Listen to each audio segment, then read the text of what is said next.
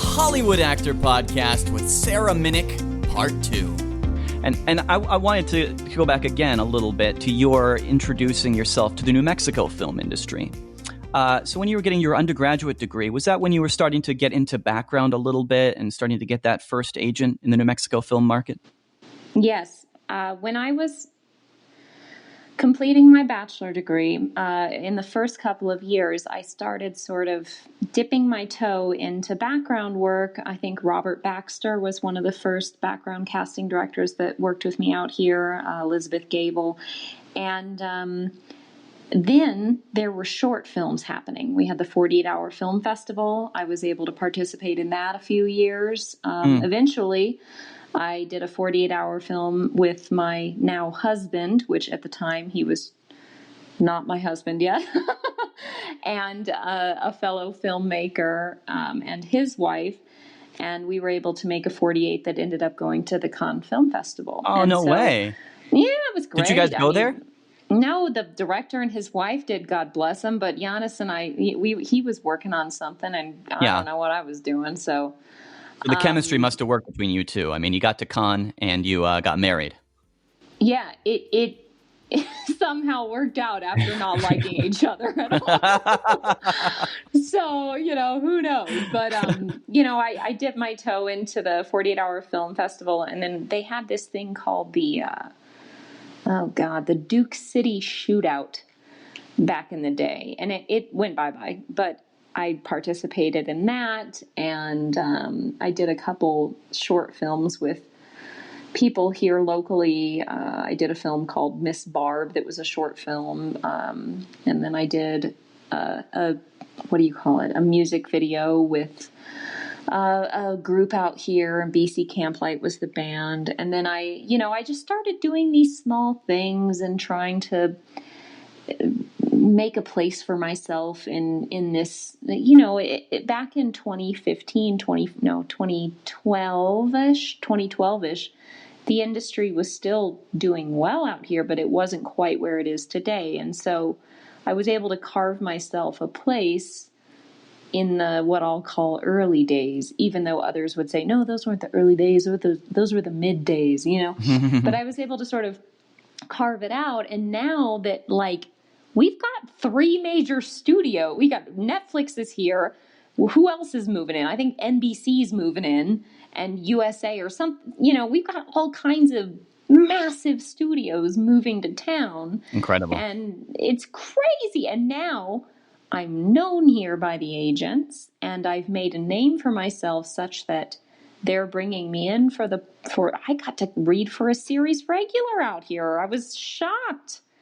And then in LA, I have a manager in LA, and so I do a lot of auditioning in LA as well. But, New Mexico is home for me, and I'd like to stay here. And my dream, what I'd like to happen, what my goal is to book a series regular here in New Mexico.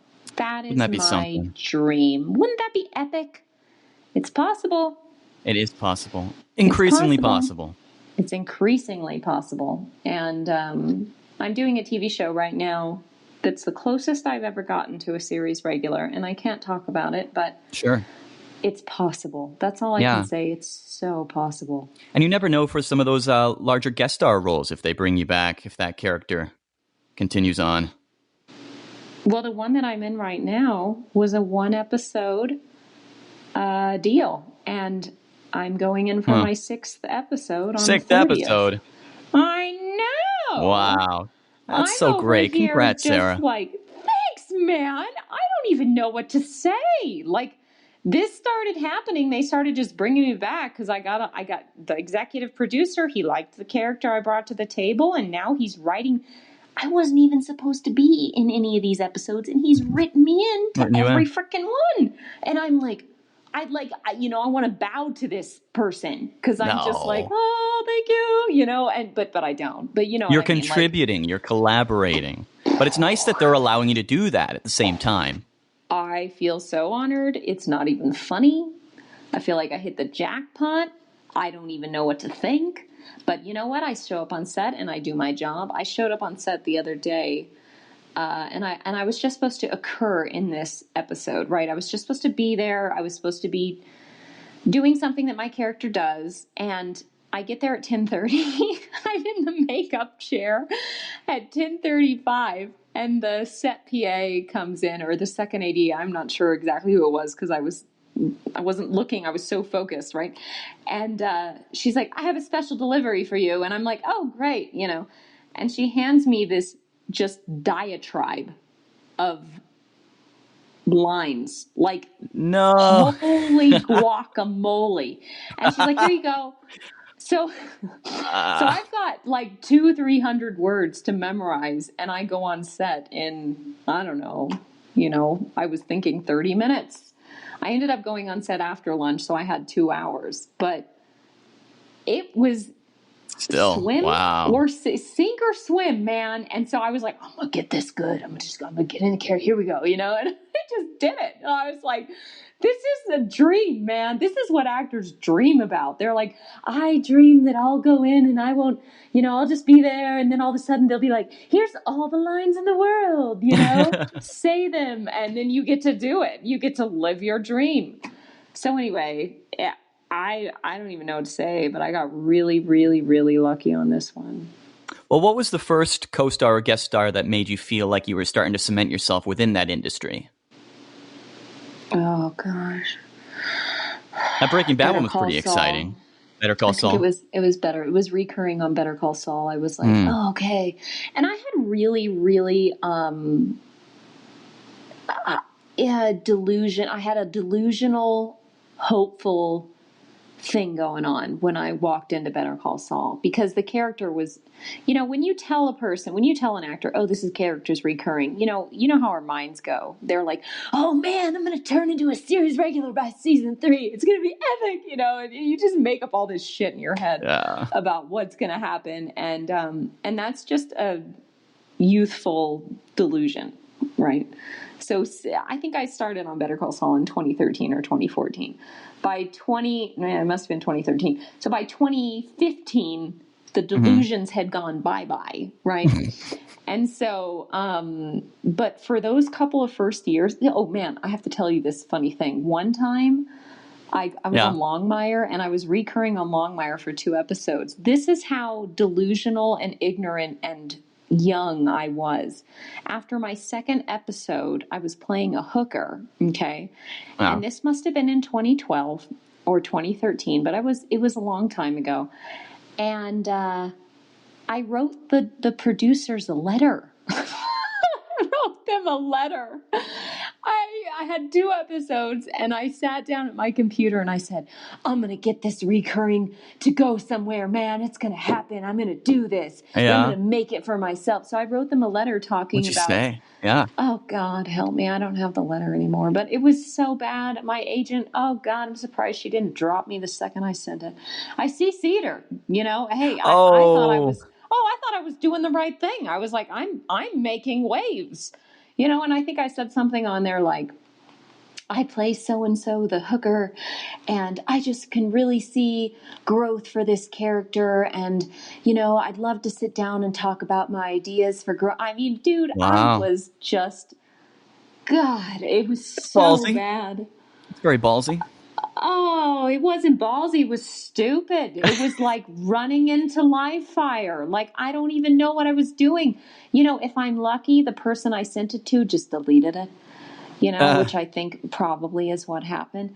But, oh man, that was so, like, I would never, ever do that now because, I've been on set now for years. I know what it is. I know whose places are where, and I know who says what and who doesn't say what. I know what you do when you're a co-star and how you act when you're a guest star and how you act when you're a lead.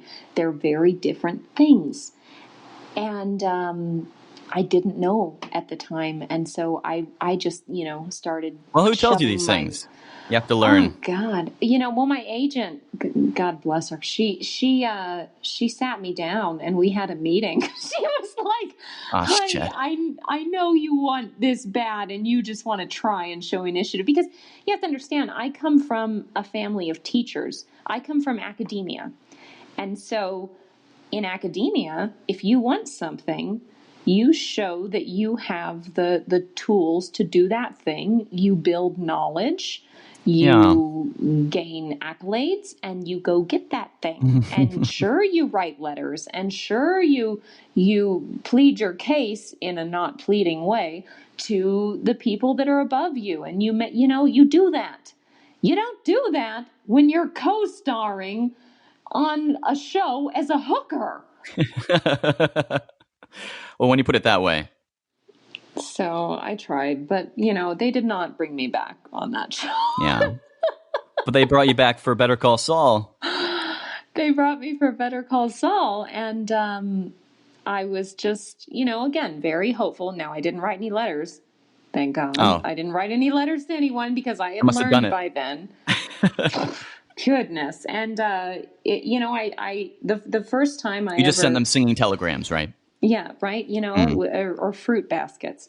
Oh, there you go. The first day on set, I had a scene with, oh God, I have the worst time with names. With Jimmy. I had a scene with Jimmy. Yeah, it's Saul Goodman. And thank you. Bob Odenkirk himself.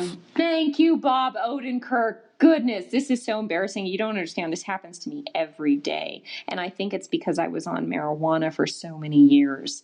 But I lose track of names really quickly. Yeah. And so anyway, my very first time on Better Call Saul, I had a scene with Bob Odenkirk, and he was friendly. He's very in his head. He's doing his thing. He's in his zone. And I left him the F alone because at this point in my career, I was like, you leave the leads alone. They're doing their thing. They don't want to be bothered. They don't want to be taken out of character. I get that. So I left them be. I did my thing. Man, I was so nervous. I can't even tell you because it would be inappropriate. But I was so nervous. It was like, the way that my body responded, like on the outside, I was like, oh yeah, I got this, no problem. On the inside, I was shitting myself. I mean, not really, but I was mortified. And so I'm pretty sure, I don't know how I got through that day, but I did. And then they had me back for, I don't know, 2 or 3, 4. I think I've done 4 episodes. 5 over the course of 4 seasons. So nothing like what I'm on now, but in my mind, I was like, oh man, maybe they're going to bring, my character's name was Brenda. And I was like, maybe they're going to bring Brenda and she's going to I don't know, have an affair with Hamlin or something. And it's going to cause trouble between Kim and Jimmy. And it's going to be da-da-da, and I'm in my head. And this is just the things we do because when we're young actors, because we want it so bad. And it's just like, it's this fantasy we draw. Now, when I go in for a role, I'm just like, okay. And I dust my hands off. I'm like, okay, thanks. Bye.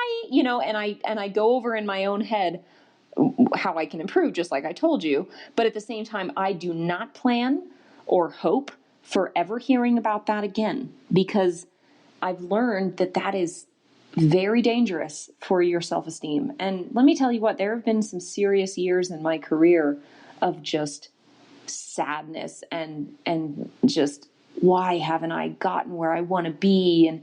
And you know what? One thing really positive that I will say about myself that maybe sets me apart is that I just kept going. I was like, I'm terribly depressed about this, and these people didn't hire me the way that I wanted them to, and I didn't get this part, and I've been on 26 auditions and in so many months, and I haven't booked a single role, and then this and that, and all these terrible things, or, oh, I wrote a letter like an idiot, and then I would come out of it, and I was like, whatever, I'm just going to keep going. Whatever, I'm just going to keep doing it. Whatever. They're just going to have to lead me out of the room. I'm just going to keep going. I'm just going to keep going. And here I am. So I think if that's something that people can take away, which is the same thing that Peter Dinklage was talking about in the speech that he gave to fellow actors last year. I don't remember what the event was for, but he was talking about consistency and just keeping going. They're going to reject you so many times, and it's going to feel like the end of the world. You're going to sit in your car and you're going to cry. You're going to go home to your significant other, or you're going to go home to your dog, or you're going to go home to no one, and you're going to just hate everything for a bit. But then you're going to get up the next day and you're going to go to the next audition and you're going to do it again. And eventually, after a bajillion rejects, after a billion days of crying your head out because it didn't work out, something's going to work out. So that's why I'm still here and I'm not stopping. Thanks for listening to the Hollywood Actor Podcast. If you enjoy this content, don't forget to subscribe, rate, review, and share.